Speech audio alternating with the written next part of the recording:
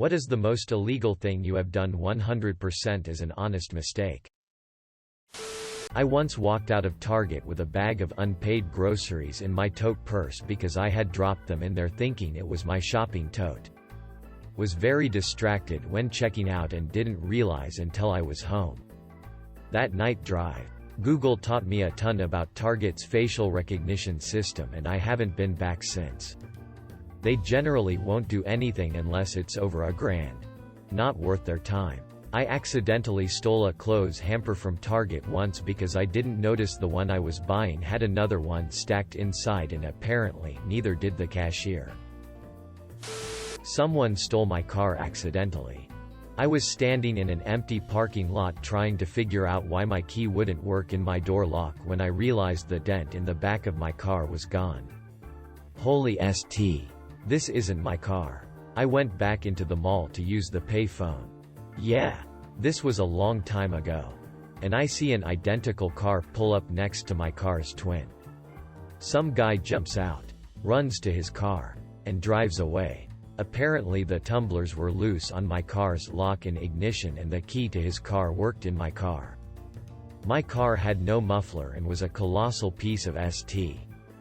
I can only imagine what thoughts went through his head when he turned the key and it roared to life and sputtered down the road. I'm sure he was relieved to figure out it wasn't his car. Older Toyota Corollas only had like 13 different keys for all the cars produced each year. Also 80s to 90s Hondas you can just sneeze near the locks and they open LMAO. I had a 98 Civic that was stolen with no damage to the ignition and it wasn't hot wired. I mentioned that to the auto repair guy when it was found and he was like, yeah. If you just carry the right flathead screwdriver you really don't need a key with this guy. I never tried it so maybe he was bullshitting me. But my key worked just fine after. So whatever they did didn't damage anything. The damage to the undercarriage from the joy riding though. Glad my insurance covered that. I dug straight down in Minecraft. I was an Uber driver for the summer. Got a request to drive a guy from Southern Re to Boston. A 2.5-hour drive. For a pretty $250. Went to a stop-end shop to pick this guy up. Which was odd. And he had 2 suitcases and a duffel bag on him. He got in. We exchanged pleasantries and we were on our way. After about 15 minutes of driving, I began to get a hint of some bud. Normal. A lot of passengers smell like that gas when they get in. But the more I drove, the stronger the smell got. It got so bad. By the time I got to Boston, it smelled like someone had taken 5 blunts to the face while hotboxing the car. With the windows down. Like I had never been around the smell of weed this strong. But the passenger didn't seem to notice as he never even looked up from South Park on his phone. Eventually, we got to his destination. A dilapidated house in the South End. And I asked him why it smelled so strongly of weed. He kind of got nervous and insisted he didn't know. Quickly gathering his bags and ran into the house. He later tipped me $30 for the trip. Now I don't want to say for certain. But I'm pretty sure this guy paid me $280 to move a very large amount of weed across state borders. This was about a year ago. And you still get a whiff of bud when you open the door to my car. I'd say that's exactly what happened. There is a commercial deodorizer that might help. It's called Nilodor. It comes in a 7 ml bottle. I found it at the supermarket but Amazon likely carries it. My dad uses it to deodorize the pub he is the cleaner for. Charlie work. I'm pretty sure unwittingly helping someone else commit a crime isn't a criminal offense unless you purposefully hinder the investigation afterwards. The prosecution would have to prove that you were intentionally helping or could not have plausibly thought the perpetrator to be innocent. IDK if this counts. But I held on to someone else's mail for a couple weeks. Our postperson put another address package in our mailbox and I left it in my car. I left it there intending to take it to the post office or put it in a mailbox in the next couple days. But forgot about it. Once I realized I felt hella criminal and almost like I had stolen their package. Don't feel bad. The postman gave my husband's package worth over $200 to our neighbor. They must have forgotten it and left it in their garage. On the day they moved out, we mysteriously got a dented and dirty box of the game pieces my husband ordered over 5 years ago. The messed up part was the wife works for the local post office. Stopped in Las Vegas on a spring break road trip. Had dinner, then tried to go out to a campground outside of Vegas, but it was full. Found a hotel, but friends didn't want to spend the money to split a hotel room, so we decided to just set up camp off the road a bit. Woke up to an officer knocking on the tent. Got ticketed and lectured how many people drive through this area and there's certain things they do and do not want to see, and then we were escorted out of Vegas. My 2 favorite parts of the story. Ticket was $20 more than the cost for us getting 2 hotel rooms, and I can say that in the city of sin. With all the shenanigans people get up to there. My actions were so bad I got escorted out of the city. I grew up in Connecticut. I shaved my legs. I threw out said razors. In Connecticut it is illegal to throw out your razor blades. Broke the law for years before I learned. What are you supposed to do with them? You're supposed to put them in a case and dispose of the case when it's full. I don't know anyone who does this. You don't normally flush your razor blades? I sneezed and scared my cat. Holy st, is that illegal? Oh man, I'm in so much trouble. Oh man, oh man, oh man. Found $350 just laying there folded on the sidewalk and just pocketed it. I know you're supposed to take it to the police station, but it's too much trouble. Apparently my vehicle registration expired 6 months before I was finally pulled over. I honestly had no idea. It was in my boyfriend's name.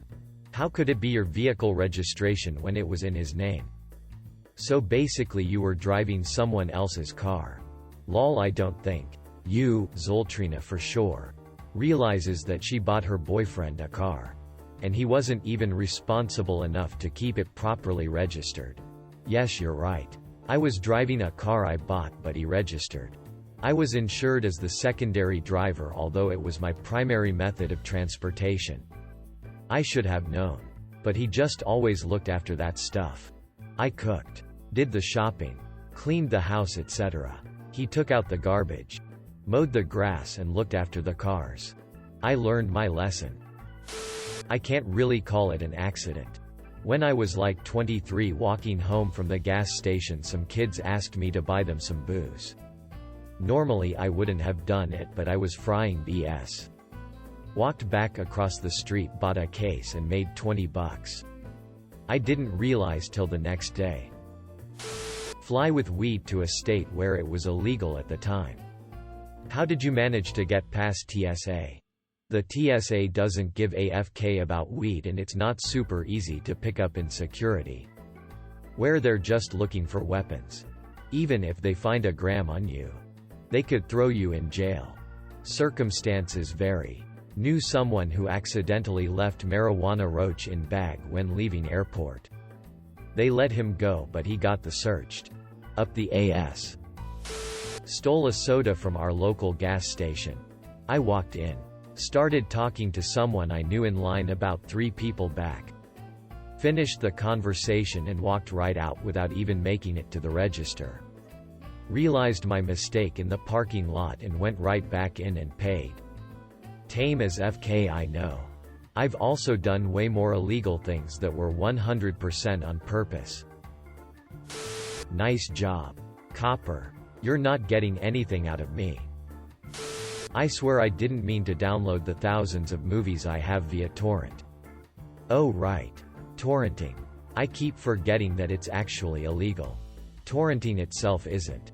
Just torrenting pirated materials. Remember, you didn't know what the data was until you had downloaded it. I mean, sure, it was listed as cracked copy of proprietary software. But I was sure it was actually a mislabeled copy of something legal. Walked right out of a store holding a cookbook in my hand without realizing I was still holding it. Turned around and returned it but felt super shitty about it. I came back from England with a bunch of Kinder eggs. Didn't realize they were illegal to bring to the US. Lady at customs asked if I had any food. I said no. Because to me, Kinder eggs aren't food. They're freaking candy. Didn't even connect the dots in my head. Felt pretty bad when I was talking to my friend after. Who told them about his. And they made him destroy them all. Political statement. Liberate Kinder eggs. Kinder Surprise is not the same thing as ST in comparison. DN. My neighbor's brother brought me a whole case of those things from Germany when I was a kid. Yeah, when customs say food, they definitely mean non-medicinal solid consumable product. And also yogurt? Is yogurt a liquid? I'd argue that'd what food means in any other context too. But that's besides the point. It's the stupid chalking hazard that made them illegal. When I go back and they ask if I have any food, I just tell them pre-packed snack foods. Never have I been asked to show them. Turning on the car light while my dad was driving. I'm sorry Dad, I just dropped my DS and I needed to find it, please forgive me. I've read lots of these. But seriously, what the FK dude? You should be glad that he even acknowledges your family relationship. My mother would have disowned you. Years ago I grabbed a backpack from my family's coat closet for a short trip. Mere feet away from getting in the TSA line, I decided to step aside and put my sunglasses in a side pocket. There was only one zip-up pocket and it was fairly deep. This was a Camelback hiking bag. So when my glasses hit something, I reached in and pulled out a small case. It had a semi-smoked bowl totally packed in a resin-coated pipe. Very casually went to the bathroom and tossed that ST in the sanitary napkin bin. Very narrowly avoided just running that through the scanner. I now look through every pocket when I'm going to travel. Yesterday I walked out with an entire grocery cart full of groceries and stuff that I didn't pay for. I went to do checkout and they had no registers open, only the DIY self-checkout. It was a major pain in the ass because I was doing a huge amount of shopping. I had to call over assistance 3 or 4 times because of barcodes not scanning or just missing. I had so many groceries that I had to move them off of the scale into another cart. I guess I was not thinking clearly. It has been extremely hot here, and on top of that I was wearing a thick fabric mask and I think I was getting a little bit of a heat stroke. For some reason they didn't have any air conditioning in the checkout area. So as I was moving groceries off the scale and into the other cart, I just kept doing that on autopilot. Loaded up everything and just walked right out. I had loaded everything into my car and then I realized I didn't pay for it. I went back in and apologized and asked them if I could pay them, hoping that they had saved some sort of ticket with my checkout. They didn't, so I had to go back to my car and bring all the groceries back, recheck everything else out and pay for it. I was super apologetic and they weren't angry at all. In fact, I think they were a little shocked that I came back. I think they had just written me off as gone. I did this years ago at IKEA, big order, and forgot the curtain rods I had in my hand. I also returned after getting to the car. But the staff told me they couldn't verify that I had stole the rods, so just gave them to me. I felt like that lady in the IKEA commercial, "Start the car." And then strangely enough, I actually met the lady from the commercial a couple years ago. She did not find my stolen curtain rod story remotely interesting. You got lucky. Someone in my area was walking towards the checkout area in Home Depot when he got a phone call. He answered the call and walked out of the store, forgetting that he was carrying 2 fold-up chairs. He was charged with shoplifting and prosecuted. Though part of the reason may have been that he is a political activist who has PD off a lot of people in the region. This may have been someone's way of giving him the middle finger. I think the inconvenient cell phone call is a common enough ruse. If confronted, the shoplifter apologizes profusely, claiming distraction.